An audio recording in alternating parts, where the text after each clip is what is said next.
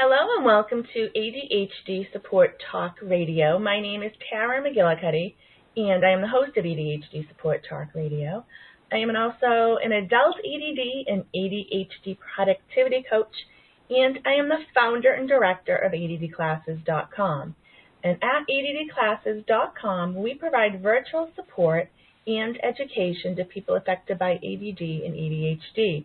We offer free webinars. We have an extensive ADD audio library with more than 175 courses, and we also offer more in-depth support programs. You can learn more about ADDclasses.com and sign up for a free webinar by going to ADDclasses.com. And with that, I would like to welcome back Dr. Ari Tuckman to ADHD Support Talk Radio. In just a moment, we're going to be talking about prioritizing with adult ADHD. But before we get started talking, Dr. Tuckman, can you let our listeners know a bit about yourself and how to get in touch with you after today's show? Sure. I'm a psychologist. I'm in private practice in Westchester, Pennsylvania, outside of Philadelphia. I've written a few books on adult ADHD, including More Attention, Less Deficit, Understand Your Brain, Get More Done, and Integrative Treatment for Adult ADHD. And I have a podcast, and when I'm lucky, I get to go to really cool places and speak. And I have a podcast as well called More Attention, Less Deficit. So the place to find all of this and to get in touch with me is my website, adultadhdbook.com. Great. Glad to have you back. And I just want to make an announcement before we get started that Dr. Ari Tuckman did a 4-week recording about Understand Your Brain, Get More Done, and we are actually adding it to the Adult ADD Productivity Circle, and that begins on July 10th, and you can learn more about that at adultaddproductivity.com. But let's get started talking about prioritizing. I know this is a huge issue for adults with ADHD, and I was talking to you before we started the recording saying that whenever I do a webinar, I get so many questions about prioritizing. People don't know where to start. They don't know what to choose first and all that. So where would you like to begin? How would you like to prioritize this discussion, Dr. Tuckman? Yeah, so I think about productivity in terms of like going from the big picture down to the little details, or from strategy down to execution might be another way of putting it, that, you know, in order to work towards your priorities, first of all, you have to actually have some clarity about what your priorities are. And, you know, on the one hand, yeah, adults with ADHD, you know, can have more trouble with this. But having said that, this is a universal challenge. Like all of us in this kind of busy world with the sort of blessing and curse of many opportunities, you know, the challenge is to figure out, like, okay, so what actually am I going to work on right now? What is the most important thing to do right now? Because at any given moment, we have all sorts of worthy priorities that we could be working towards. So, you know, I want to be a better parent, so I'm going to spend some time with my son. That's one priority. But, you know, I got all these emails to return for clients and work stuff that I should really do, so there's that. But also I should go work out because I'm trying to do that more. But also, you know, the place is kind of a mess, and my wife has been kind of frustrated, so maybe I should load the dishwasher so she's not, you know, annoyed about. So these are individually, they are all excellent priorities, but the problem is you can't be doing 8 things at once, you know, unless you're driving. You know, so which one do I work on? And that is the challenge, is to sort of pause and to step back and to assess the big picture about what it is that we're doing. So I think that the first step then is to do that stepping back. And for folks with ADHD, that's sometimes harder to do that pausing, or as Barkley calls it, that response inhibition, to step back, think about, like, what are my priorities and how do things stack up relative to each other? Because it's not a question of, is this important, yes or no, because, of course, that's an easy question. The question is, how important is this relative to the other things that are also important? And to try to, you know, get that sense of balance amongst all these priorities that we have. And then from there, it kind of trickles down to how we manage our time sort of moment by moment, and using calendars and schedules and setting alarms and removing distractions that pull us off of our priorities onto possibly more interesting but less important tasks. So, from the big picture, you then, work down to the execution. Now, of course, it's easier said than done, but I think if you start out with that clear sense of priorities, I think you're more likely to be doing the right thing at the right time because you have some sense of what those right things are. That if you don't have a clear sense of priorities, it's very easy to be busy and doing things, but not necessarily doing the right things at the right times in the right order. Now, what about when somebody kind of weighs their priorities or does look at them and they say, well, they all seem to have the same level of importance to me. How do they deal with that? What do you recommend for that? Yeah, and that's really common. So I think the answer there is to spend some more time thinking about it. And, if there's kind of like no right answer, but it's sort of like, it's like, here's the analogy. It's like going to the salad bar, and, you look and see what's in the first couple bins, and you're like, ooh, grape tomatoes, I like those. Let's put some of those on. And, they have olives. I love olives. Artichokes. They also have wow, let's put some of that on. And by the time you get halfway done, your plate is full, and you're spilling food all over the floor. Mm-hmm. So, so it's all good, but it's a matter of figuring out in the right proportions relative to each other how it all fits together.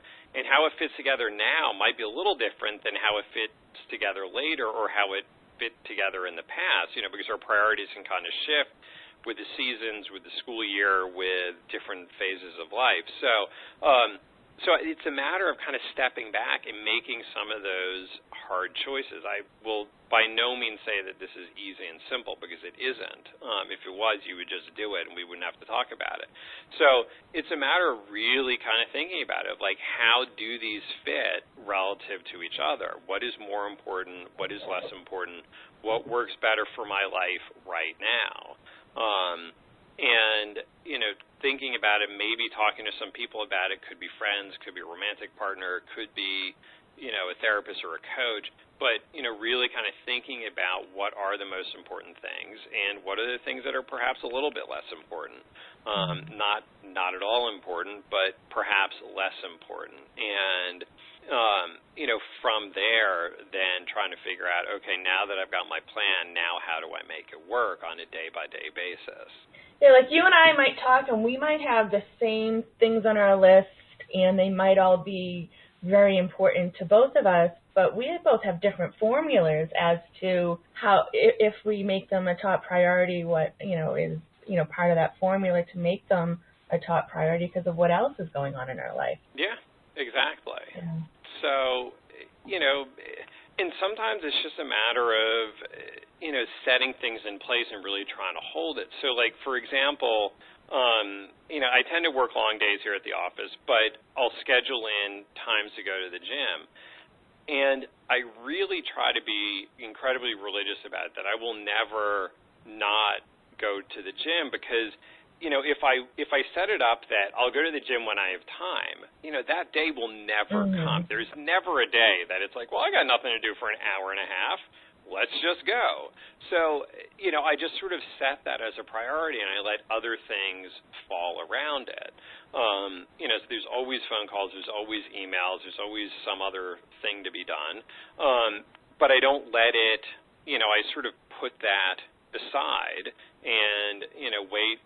I go to the gym, and then when I come back, I'll do what I can do afterwards before my next client shows up. So, and sometimes it's hard to walk away and to say, like, oh, God, I have so many emails, but I can't, like, no, I'm just not, this is not the time.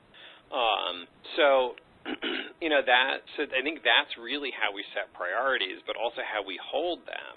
Yeah. And that, by definition, if it's easy to do, then there's nothing to talk about. It's like life is hard sometimes because it does involve those difficult choices. I really need to call that person back, but if I do, I will not get to the gym. So, all right, hard choice, let's just go.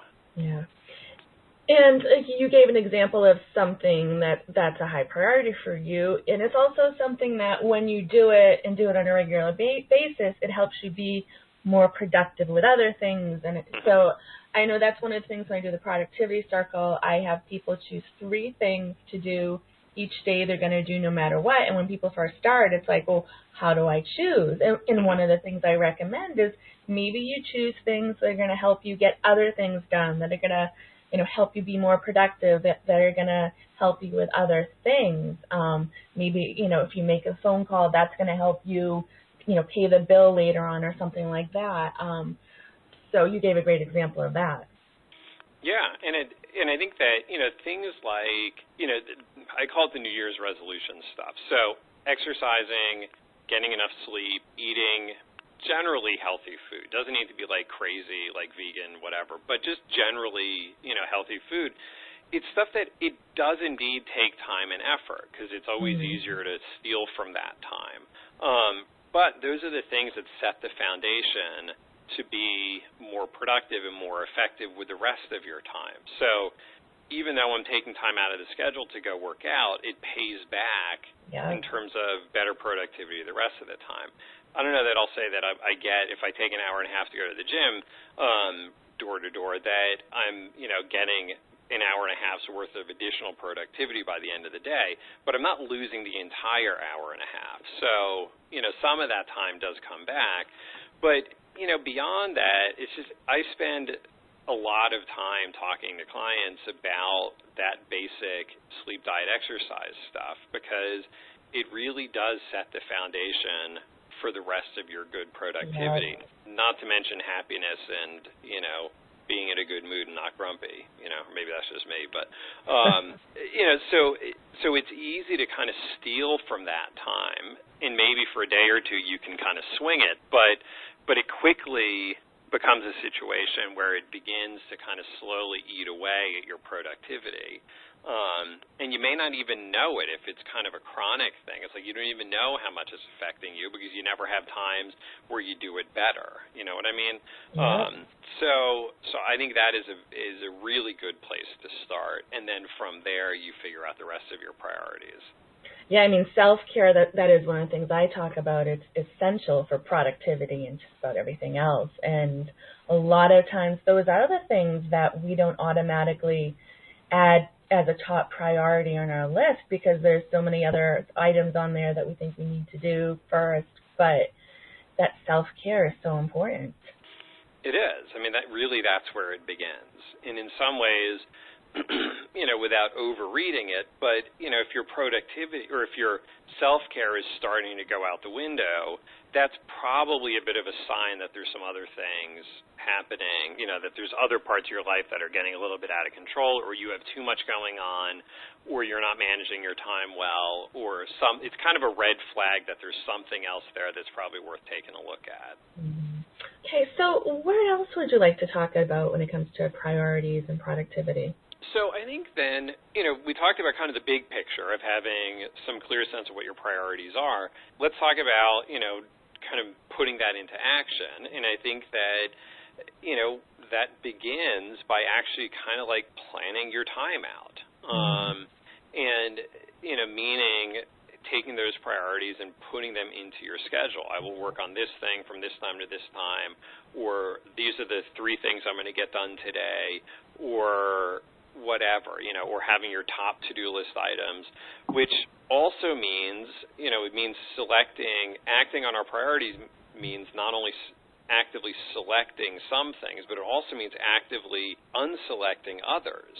I would like to check that out, but I'm not going to, or I would like to work on that, but I'm choosing not to, or I'm going to cross that off of my to-do list because I will never get to it. Like I've just decided now that is not a high enough priority item. I will not get there. I haven't done it yet, but I'm crossing it off undone because it just ain't going to make the cut.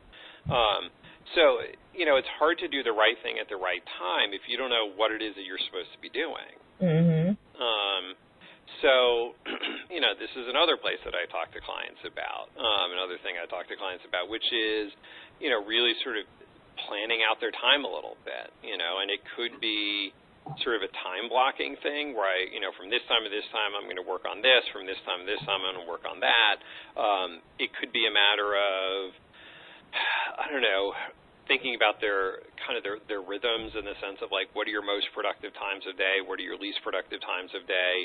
Don't burn good focused brain power, whether medication driven or just generally, on, mindless things. Like you should not be folding laundry at your most productive time of day because it takes 4 brain cells to fold laundry. Like that's what you do when you're too tired to do anything else.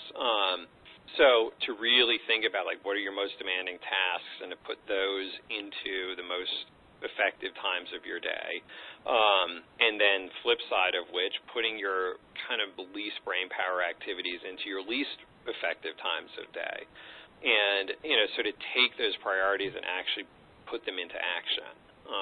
And it may not be perfect, and you may drift off, and some days will certainly be better than others, but that's fine. Which kind of brings me to another thing that I often talk to clients about, which is that, let's say you start trying to put stuff into your schedule and to follow the schedule, even if you only do it half the time, even if you only do it a third or a quarter of the time, that's still a quarter better than not doing it at all. So I'll take whatever incremental progress you can muster, and so to not beat yourself up about the 3 quarters that you're not doing it, but give yourself credit for the 1 quarter that you are, and then try to build from there. And, every day is a new day. So regardless of what happened yesterday, most productive day ever, least productive day ever, whatever happened yesterday, today's a new day. So how do I make today a good one? How do I keep myself in the game and make some good things happen? And that any progress is good progress, and I think a lot of people don't see it that way. They, like you were talking about, they look at the 75% that hasn't been completed or that you haven't made any progress on, but that 25% or 1% is actually very good. Any progress is good progress. Yeah, exactly. So, and I think that that's really important to, without kind of like being too pie in the sky about it, but to really kind of acknowledge it. I think that for a lot of folks with ADHD, especially the folks who were diagnosed kind of later in life, there's a long track record there of feeling like perhaps you've been falling short, or or maybe it's this thing where others don't know how much of a struggle it is or how last minute things kind of get put together, but and there's this sense of like, if only they knew, they would think less of me, which may or may not be reality, but that's kind of a tough, it's tough to be standing under that axe, so to speak. So, it's easy to be hard on yourself there, but the being hard on yourself doesn't actually make you more productive the next day. If all you do is beat up on yourself, it actually makes you less productive the next day. So I think it's, there's a fine balance, I think, between accountability and really holding ourselves to some, high standards, while also being forgiving or acknowledging that sometimes things get screwed up despite the best of plans. Yeah. No, you gave some good information and some good advice. And, and a lot of people, when you say the word plan, they don't like that word because I think a lot of times in the past, we didn't plan the right way for our brain and understanding, so the plans may not have always worked, or a lot of times didn't work. But when you plan effectively and do the right type of planning, it is so helpful when it comes to productivity. Yeah, and it's hard because, the thing about planning is it involves making a bit of a commitment. Now, it may only be to yourself. Like, you may be the only person seeing, I'm going to do this thing from this time to this time. But it can also feel constraining. I mean, and that's true. Like, I totally acknowledge that, that you might say, all right, on Tuesday afternoon, I'm going to research, in auto insurance to see if we can get a better deal, because I hear that the rates often creep up and you can get a better deal if you switch, or something, and then Tuesday afternoon comes, you're like, God, I don't feel like doing that. So on the one hand, maybe it's one of those things where you kind of do it anyway, where you just sort of push yourself to do it, and at least to start it. And there's a lot of things that once we get going, they're not as terrible as they seem before we get going. Or alternatively, if you really just don't have it in you, take it and put it somewhere else and find some other, equivalent or close enough kind of an activity that you could be doing instead. But, of course, the other side of it is that sometimes planning actually makes it easier or makes it less likely that we're going to be forced to do something we don't want to do. So, picking this random example of, researching new car insurance, if you plan to do it early enough, you can, you do have that flexibility to say, I don't feel like doing this now, I'll do it tomorrow. If you wait to the last minute where it's like, okay, my policy auto-renews tomorrow at noon, so if I don't do it right now, I'm going to get stuck with the same policy. Like my opportunity goes away if I wait on this. And then you're forced to do it despite the fact that you really don't want to do it then, and maybe some other great opportunity comes up. So one of your friends says, hey, you want to go out for lunch or dinner or something? You're like, God damn it, I got to do this stupid car insurance thing. As opposed to if you had done it a few days before, you have that opportunity where it's like, you know what? Yeah, I would like to go out to dinner. Let's do it. I do have time to do this research later, because having good time with my friends is also important to me. That's also a priority. We are actually getting towards, or we are at the end of today's show. Do you have any final thoughts about prioritizing in productivity that you'd like to share today? And could you also give out your website address again? Sure. So my website is adultadhdbook.com. And, the advice I would give is really just to kind of summarize is, start with the big picture and really think about, what right now, given the current constraints of my life and other demands on me, what right now are the most important things for me? What are my bigger priorities and what are my smaller priorities? And then to do a little bit of planning. And I know folks with ADHD don't like to do planning, but even if you're not perfect about it, just adding some more of that may make an appreciable difference in your life. You may feel like you're more effective, you get more done, there's less last-minute panicking, there's less worry of I hope nobody asks me about that. So you don't have to be perfect with it, but any good effort that you put in will probably pay off in some significant way. Okay, great. Thank you so much, Dr. Ari Tuckman.